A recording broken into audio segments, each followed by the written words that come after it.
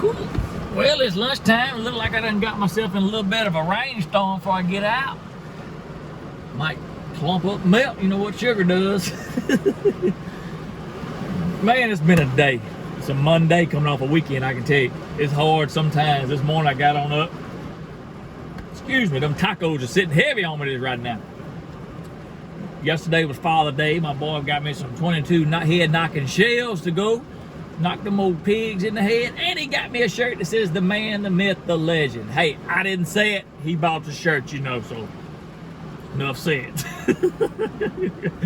Any which ways, got up this morning, took my boy to practice. And then I went and took a hog trap down. And I went and put a hog trap back up.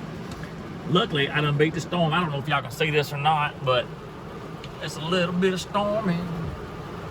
No crack in the windshield. No crack in the windshield. Y'all be complaining about that crack in the windshield. But any which way, I am here to tell you about how I got roasted by a child at an event that I was there to be the entertainer. And he stole the show. Now, a lot of times I do events. I went down there to Meridian, Mississippi, did a little old meet and greet and speak, if you will, talk what I know, what I've been through and what I'm going through. You hear me? Talk about the hunting and trapping, the stories of growing up as a child, and even the fatherhood and the trailerhood. You know what I'm talking about? Well, every time, everybody always wanting to know how the positivity breeds positivity concept comes. I'm always so happy, the biggest smile you see. But sometimes I have to tell you, the biggest smile hides the most pain. So as I'm talking to all these people and talking about how you deal with getting over things that's just hard in your life and how I deal with it, I try to explain that me reaching 8 million people a month at the time right now, that there's always going to be people that hate them. There's always going to be people that's got something negative to say. Their life is such sorrow invested, I guess. I don't even know how to say it.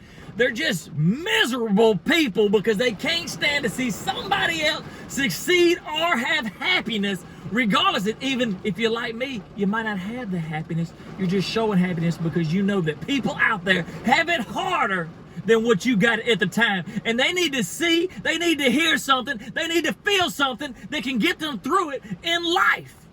They got to know that there's a light on the at the end of the tunnel, and you might just be the person that they can see it in. But those people are so miserable, they just want to bring everybody else down. And yes, people say to me all the time, just overlook it, don't think about it. And I do a lot of times, but me, I have to tell people as I'm sitting on stage and I'm talking to people, let me tell you, sometimes I don't have it in me. When they talk about how they hate me and how I'm an idiot and how stupid I am or whatever, I like to get on there and I turn around and look at them, I say, your mama. Because your mama is the joke that epitomized everything in life as I grew up. Your mama. It has caused more fights in middle-aged school gyms. It has also brought more laughter to gym locker rooms, men groups, just by saying something silly. Is your mama. And as I'm telling people on the stage and I'm talking and carrying on, I always tell them, don't let my good smile and my talk of Jesus fool you. I'm a head knocking, yo mama typing fella. You hear me? And there's old men there, there's young middle-aged men there, there's young children there between the 8 and the 9 and the 10-year-old frame, and I'm trying to speak to them and tell them how they need to grow up and be good for their parents. At the same time, I'm talking about how I ain't, because I will yo mama, yo tail in a split second. So as we was telling these old country boy stories from the trailer hood, some of those people didn't even understand, but they laughed because they could feel what I was saying and what I was doing and what I had been through. The most city slickers even loved the way that I talk. And there was 2 little kids there, one of them just as country as turnip greens and cornbread and that old thick powdered milk you used to get from Wick, you hear me? And then there was another kid there. He just really wasn't that country. He's more like a city fella. He was really educated and booked up, you know, probably 8, 9, 10 years old kids, you know. Anyway, one of them parents was there. He said, yeah, this is country, but that over there, he just city and educated, you know. He got them book smarts. Loves dinosaurs. That boy can tell you anything you want to know about them dinosaurs. You just ask him. I said, oh, yeah. I said, I consider myself a dinosaur man. My girl got a 3-year-old, and we always talking about them T-Rexes and them King Kongs, you know. I said, well, hit me with something. He said, you know what you call a 3-horned dinosaur.